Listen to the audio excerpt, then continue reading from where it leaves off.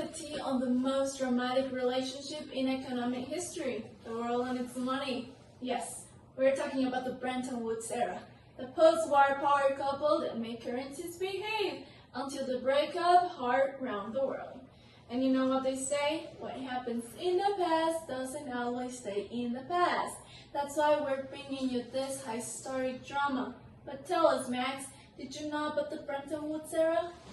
Yeah, but who doesn't? I mean, right!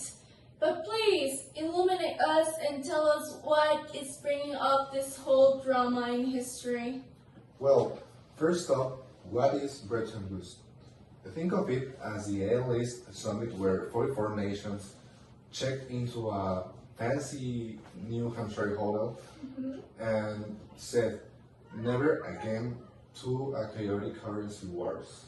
Wow. And you know, the deal in the Bretton Woods was that all those 44 countries take their currency to the US dollar, which was convertible to gold, and it was predictable. We had a fixed price of $35 an ounce, and it was predictable, it was stable, and good for those countries so they can stabilize their economies. Yeah. Wow, very stable, predictable, and camera ready. Mariana, can you believe it? Well, it was surprising. Sometimes it's okay to see.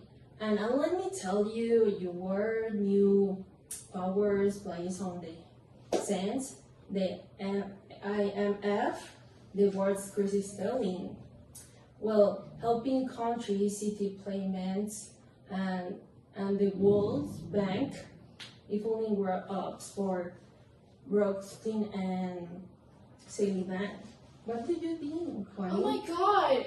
I mean, it's so frustrating about learning this new stuff, but something curious Rodrigo was telling me behind the scenes about something more spicier about those power characters that you were mentioning. What was it, Rodrigo? So, you know, the treasury of the US, Dexter White, something like that, and Keynes, which was Britain, you know, he was gay, or he was openly gay. He was openly gay. That was spicy because it just made those clash into their. It was not only economically opinions. It was also some personal opinions and values that were clashing into the Bretton Woods and all those all the treatment they were having. It was just so dramatic. They were not happy with each other, and that was just so chaotic.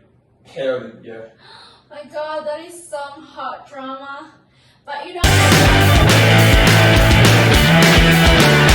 stay tuned, my dear money mavens, and see you in a bit.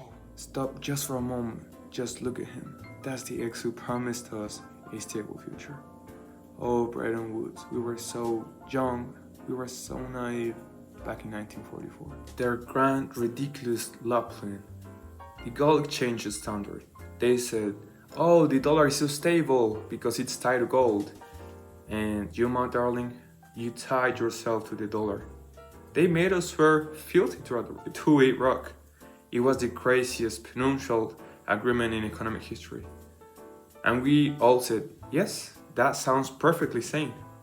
But actually it wasn't. Then came the twins. The IMF was the knight in tarnished armor who would only lend you the armor if you agreed to go on an starvation diet and sell all your old fortune. She saved you from the crisis, but left you broke and dignity free. And the World Bank was the Mother Teresa of loans. Here is a long-term money for your reconstruction, sweetie. Truth is, she was too busy building roads to nowhere, and the IMF was taking away your capital controls. But what an embarrassing end. The famous drifting dilemma arrived, and we had to print dollars for the world to trade. But that only meant that we ran out of gold to back them. So back in 1971, our love Nixon told the world, I don't accept the gold anymore. And so the engagement. But hey, At least we learned how not to marry someone just for their gold. Welcome back, gossip lovers. As promised, here comes the drama. So fast forward to the late 40s and 50s. Everybody's chasing dollars, dollar shortage, Europe rebuilding, and trade booming. Bretton Woods was totally Certainly. Yeah, Yeah. for real.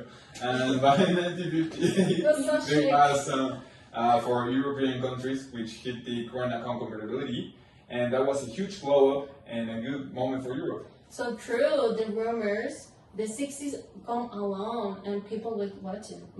Is the dollar still the Faithful? goals? The goals. Yeah. Oof, and here comes the drama, the tripping dilemma. The system needed US deficits to keep global liquidity flowing, but those were deficits where made people doubt if the dollar could really keep its promise. and the US, trying hard to keep appearance, entered gold pool, and then trying to team up with the banks, trying to keep the gold at $35. To fix say that 35 that was completely covered. I know. Yeah, that's totally. But in the 68, they're trading the true tire market. Wow. Well, they couldn't fool the paparazzis. I mean, the speculators. Yeah, like they were keeping circling, and eventually the confidence just broke. And they keep the gold at 35, so. Hold your seats tightly, because we are reserving some more drama and a special. Hello, Money Mavens. We're bringing you the combo everyone's been waiting for. Yes, the Bretton Woods squad. Those financial twins are still serving drama, and their receipts are hot. But first up, in today's showcase, the IMF, the star player tool, it changed the game after the original system crashed in 1971. The tripping dilemma hit hard, the US couldn't flood the world with dollars and keep them convertible to gold. Nixon said, bye, gold window, and boom, we entered the age of floating exchange rates. Big system dead. IMF is still thriving. But check out the global. The IMF now manages financial stability, sovereign debt in floating world, and don't forget the World Bank, your go-to package for long-term projects, climate finance, digitalization, and CDGs. They add up to everything. Short, covered, and still messy. The US still flexes better power like a true drama queen of the show.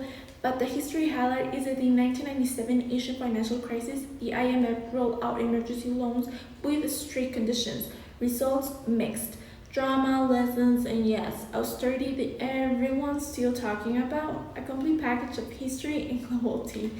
But the premium corporation, beautiful people, is that the IMF gives us macro stability and short-term liquidity, while the World Bank gives us long-term projects and poverty reduction. Different lanes, same global runway, plus they all collaborate on products like the FSAP, only one for your financial glow up.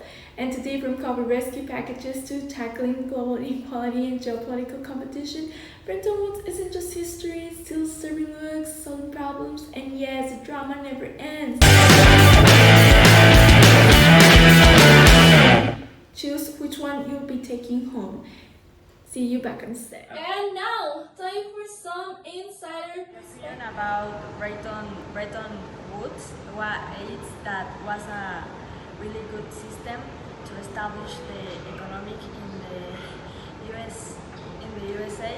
I think that wasn't perfect, but I think that was a good step to establish the economy, and I think that was a good way to the economy after to the Second War. And after the Second War, people feel really confident with this system, and the other countries at the same time feels very confident with that, and with other currency and the dollar in the same. As a cost analyst, I think that was a really good system. Wasn't perfect, but I think that that helped a lot to establish the economy, and I think that with this system, United States and the other countries has a really good the economic development. So there you have it, Bretton Woods, the A-list summit, the power couple, the trust issues, and the ultimate economic breakup.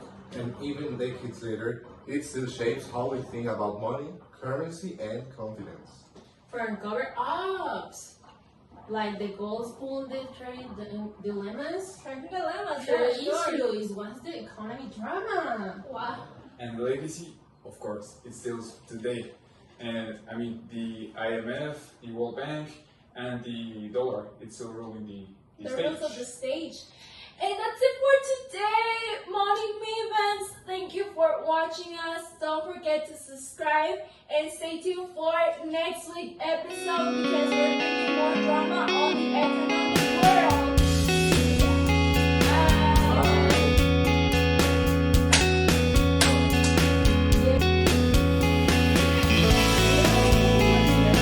No magical reward.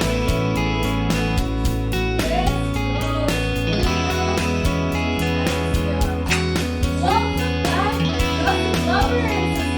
Don't forget. No, no, no.